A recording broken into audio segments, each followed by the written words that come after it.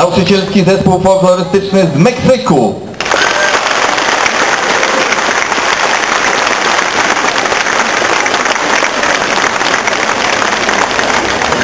Balet folklorystyczny Guarionek z Puerto Rico.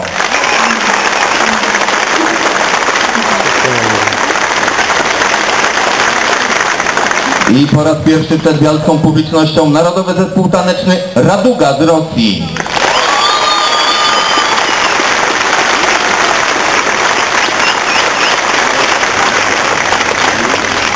Witam Serbskie Towarzystwo Pieśni Izb Rzemieślniczych Neven z Nowego Sadu z Serbii.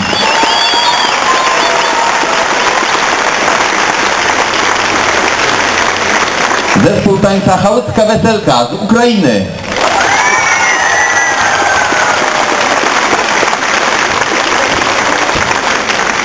Amerykański folklorystyczny zespół taneczny Idaho Rocky Mountain Express, USA.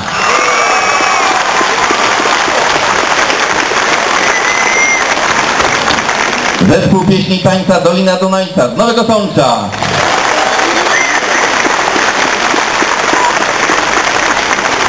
Zespół tańca ludowego Biawena, Miejskie Ośrodek Kultury Biała Podlaska.